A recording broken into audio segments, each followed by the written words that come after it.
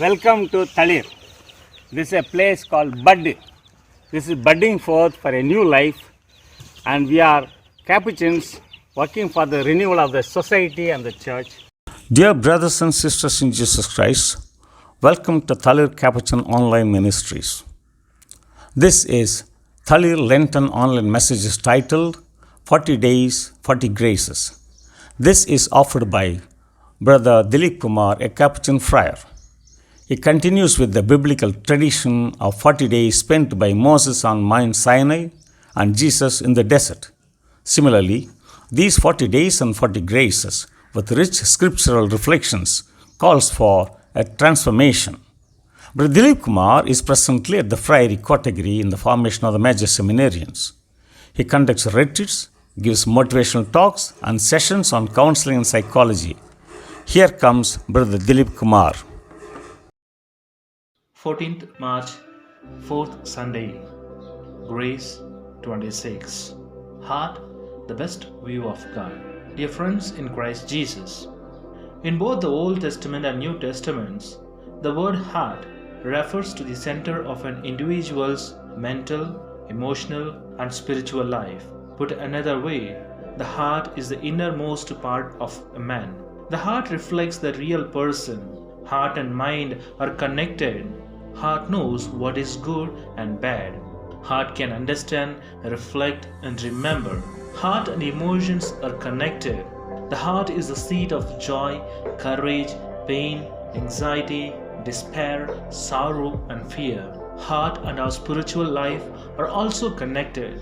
God tries the heart, sees the heart, refines the heart, and searches the heart. The scriptures make it clear that a person may have an evil heart, may be godless in heart, may be perverse and deceitful in heart, and he can harden his heart. However, a person may also have a clean heart and a new heart. Today, we just try to answer these two questions in our reflection. What was David's view of God, and what was God's view of David? Firstly, what was David's view of God? The Psalms give us a unique and rich source to answer these questions. God is the omnipotent creator. David viewed God as all-powerful. Several of David's Psalms focus extensively on God's creative power. David often talks about the splendor, beauty, and mysteries of nature. David's view of God's creative power in nature often generated praise, thanksgiving, and worship in his heart. Secondly, the omniscient God. David also viewed God as all-knowing. He recognized that God knew everything about him, every detail of his heart and his actions at any given moment. Thirdly, the omnipresent God. David not only viewed God as omnipotent and omniscient, as present everywhere. In other words, there was no place David could go, but that God was there to guide, to protect, to comfort, and to search out his heart. And finally, the God of loving concern. Seeing God's power in nature led David to appreciate more fully God's loving concern for mankind. The fact that the Lord gave human beings a certain degree of authority and control over his natural creation overwhelmed David. The second question, what was God's view of David?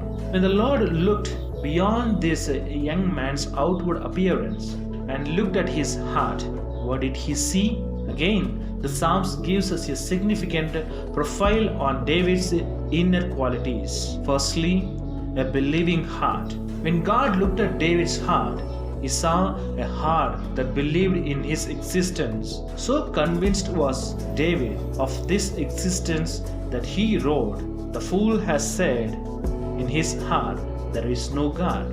When God looked at David's heart, the day he was chosen to be the king, he saw a heart that believed in his existence.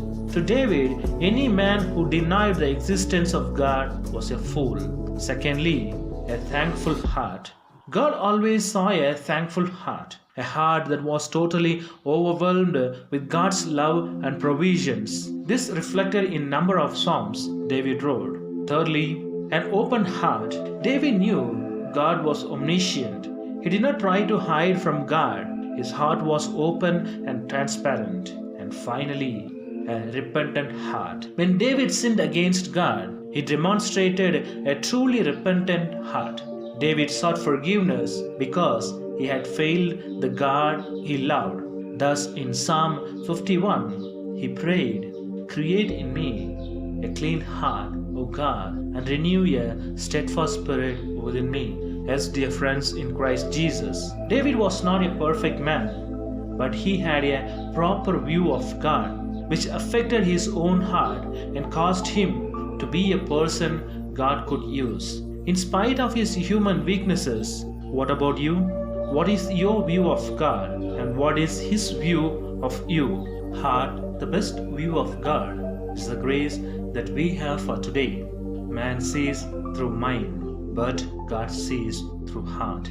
God looks into our heart and cleanses from all iniquities. Thus, we may fill our hearts with love, mercy, and tenderness.